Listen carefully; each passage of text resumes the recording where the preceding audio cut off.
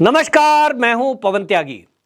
राहुल गांधी की भारत जोड़ो यात्रा शुरू के दिन से विवादों के घेरे में है और यह विवाद इसलिए हो रहा है कि इस यात्रा में जो लोग शामिल हो रहे हैं उनको देखते हुए यह देखा जा रहा है कि ये वो लोग हैं जो टुकड़े टुकड़े गैंग के कभी ना कभी हिस्सा रहे हैं, देश विरोधी एक्टिविटी में कहीं ना कहीं शामिल रहे हैं। विवादित लोगों का इस यात्रा में मिलना और राहुल गांधी के विवादित बयान इस यात्रा की ओर लोगों का ध्यान खींच रहे हैं, वरना इस यात्रा का कोई अस्तित्व जमीन पर दिखाई नहीं देता।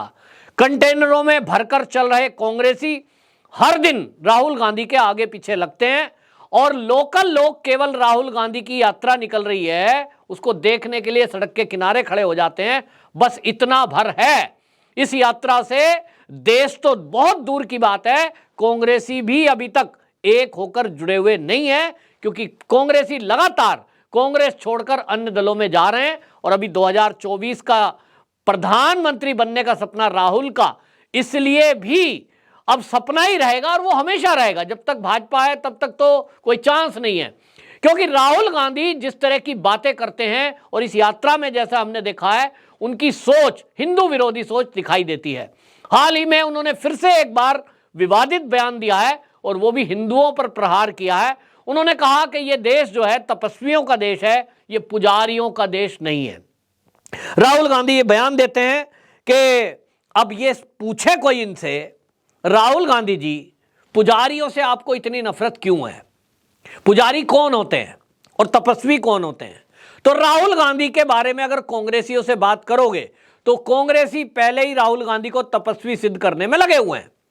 देखिए, एक व्यक्ति 6 डिग्री टेम्परेचर में टी शर्ट में चल रहा है, वो क्या खा रहा है, क्या पी रहा है, किसके साथ यात्रा कर रहा है, वो कुछ सोशल मीडिया पर फोटोएं आ रही हैं, लेकिन मैं उस पर चर्चा नहीं करूंगा क्योंकि मैं उसकी पुख्ता जानकारी नहीं रखता। तो लेकिन जो फोटोएं वायरल हो रही हैं उससे पता लग रहा है कि राहुल गांधी की गर्मी का राज क्या है।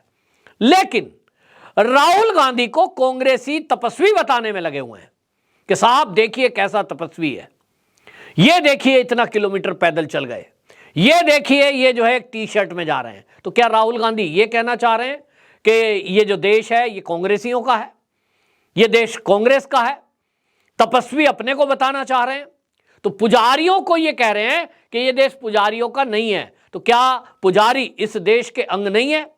राहुल गांधी को यह ध्यान रखना चाहिए कि भारत के अंदर लाखों मंदिर हैं और छोटे बड़े अगर गांव के और मोहल्लों के मंदिरों की बात कर लें तो करोड़ों की संख्या है, और करोड़ों में एक एक पुजारी भी अगर लगाएं तो करोड़ों इस देश में पुजारी हैं जो जाति से ब्राह्मण भी होते हैं और अन्य जाति के लोग भी इसमें पूजा पाठ का काम करते हैं। तो पुजारियों के प्रति यह कहना कि यह देश पुजारियों का नहीं है, यह मंदिर में पूजा पाठ करने वाले और सेवा करने वाले लोगों का अपमान है। सवाल यह है कि राहुल गांधी इस तरह से हिंदुओं के ऊपर प्रहार क्यों करते हैं? क्योंकि इन्होंने मंदिर में पूजा करने वाले पुजारियों को तो यह कह दिया कि यह देश पुजारियों का नहीं है। क्या यह इस तरह की भाषा मस्जिद के इमाम या चर्च के पादरी के बारे में बोल सकते हैं? और ना बोला है ना बोलेंगे, क्योंकि उनको उनसे लगाव है और केवल नफरत हिंदुओं से है। यह पहली बार नहीं है कि कांग्रेसियों के इस तरह की भाषा सामने आई हो। यह कांग्रेसी ही है जिसने इस देश के करोड़ों मंदिर इसी तरह से अधिग्रहण किए, उनका चंदा वसूला, सरकारी खजाने में ले लिया, भ्रष्टाचार किया, जहां मस्जिदों के लिए मौलवियों की तनख्वाह तय की, जहां एक तरफ वक्फ बोर्ड बनाया और वक्फ बोर्ड में भी सख्त से सख्त ऐसे कानून बना दिए, आप जानेंगे तो हैप रह जाएगा। 1947 में जब देश का बंटवारा हुआ तो पाकिस्तान के हिंदू भारत आ रहे थे और भारत के मुसलमान भारत छोड़कर पाकिस्तान जा रहे थे, क्योंकि धर्म के आधार पर यह देश का विभाजन हुआ था कि मुसलमान हिंदुओं के साथ नहीं रह सकते, हमें तो अलग देश चाहिए। तो पाकिस्तान जाने वाले जो मुसलमान हैं वो यहां जो अपनी प्रॉपर्टी छोड़कर गए, जहां एक तरफ पाकिस्तान के हिंदू वो भारत में आए तो वहां के जो हिंदू थे उनकी जो प्रॉपर्टी थी, जो खेत थे, खलियान थे, मकान थे, उनको राज्य सरकार ने अधिग्रहण कर लिया, जिन भी राज्य में वो थे। लेकिन जो भारत के मुसलमान अपनी जमीन जायदाद यहां छोड़कर गए थे, उसके लिए जवाहरलाल नेहरू अड़ गए और उन्होंने एक कानून बना दिया, एक बना दिया वक्फ बोर्ड, और कह दिया कि ये जो यहां मुसलमान जमीन छोड़कर गए हैं, मकान छोड़कर गए हैं, प्रॉपर्टी छोड़कर गए हैं, इस पर किसी हिंदू का अधिकार नहीं है, क्योंकि ये मुसलमानों की है, तो ये मुस्लिम वक्फ बोर्ड उसको दी जाएगी। ये जो वक्फ बोर्ड का है, बंटवारे के बाद 1954 में वक्फ बोर्ड का गठन करके, और वो प्रॉपर्टियां जहां जहां मुसलमानों की थी वो दे दी गई। लेकिन इसमें कांग्रेस का मन यहीं तो नहीं भरा। इन्होंने पीवी नरसिंहा राव की जब सरकार थी 1995 में, वक्फ बोर्ड एक्ट 1995 ये कांग्रेस लेकर के आई, और उसमें एक प्रावधान और डाल दिया कि भाई यदि किसी भी प्रॉपर्टी को वक्फ बोर्ड ये समझता है कि ये उन मुसलमानों की है जो 1947 में देश छोड़कर गए थे भारत, तो उस पर अधिकार इन्हीं का रहेगा। क्या?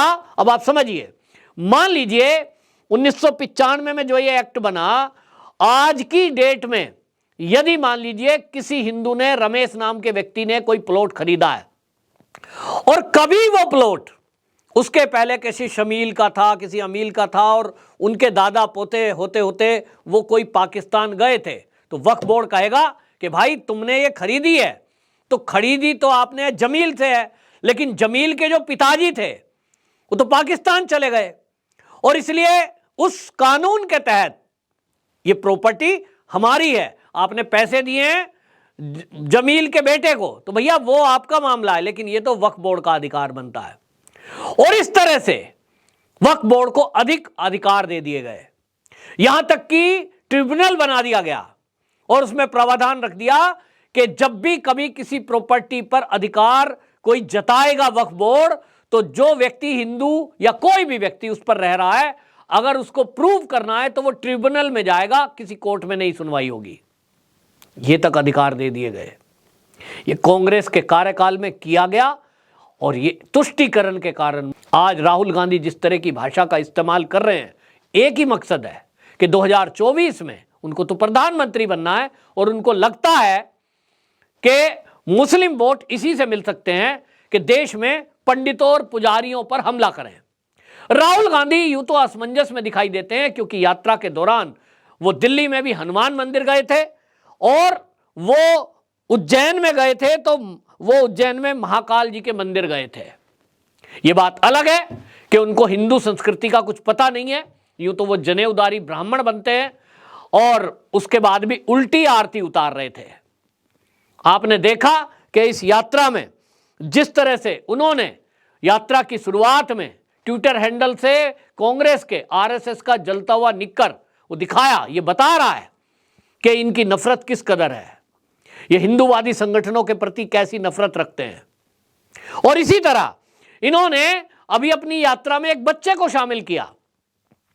बच्चे को ऊपर से नंगा है, लेकिन एक जनेऊ पहनाया, वो भी उल्टा। जो श्राद्ध के टाइम पे उल्टे कंधे पर जनेऊ रखते हैं, वैसा जनेऊ इन्होंने उस बच्चे को पहनाया, जिसको इन्होंने चंद्रशेखर आजाद बना रखा था मूंछ लगाकर। इनको हिंदू संस्कृति का कुछ नहीं पता, हिंदू संस्कृति से प्रेम ही नहीं है, और प्रहार करते हैं हमेशा। कांग्रेस को ये समझ नहीं आ रहा है कि उनको हिंदू की वोट चाहिए कि मुस्लिम की वोट चाहिए। तुष्टीकरण के कारण हर बार तो ऐसा ही करते थे कि केवल मुसलमानों की वोट चाहिए, हिंदू तो हम उल्लू बनाते रहेंगे, और उन्हें हिंदुओं को आपस में जाति में बांटते रहेंगे, हमारा काम चलता रहेगा। अब राहुल गांधी ये नई चीजें लेकर आ रहा है। वो कहते हैं हिंदू और हिंदुत्व अलग है, मुझे हिंदू से प्यार है, हिंदुत्व से नहीं, हमें हिंदुत्व का ध्यान देना है। मतलब समझ में नहीं आता। आज वो पंडितों को कह रहे हैं, पुजारी शब्द उन्होंने नया ढूंढ दिया है कि पुजारियों का देश नहीं है। राहुल गांधी को यह समझना चाहिए कि इस देश में 140 करोड़ लोग जो रहते हैं, ये देश उन सबका है। कोई कुछ भी काम करता हो, कोई किसी भी धर्म से हो, कोई किसी भी जाति से हो, ये देश सबका है।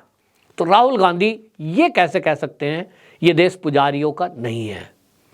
पुजारियों में इसको लेकर आक्रोश है, लेकिन लोग बाग अब राहुल गांधी के बयानों को लेकर उतने गंभीरता से नहीं लेते हैं, लेकिन बात गंभीर है, क्योंकि यह सोचने की बात है कि राहुल गांधी ने पुजारियों को ही टारगेट क्यों किया, मौलवियों को और पादरियों के बारे में एक शब्द कभी भी आज तक नहीं बोला।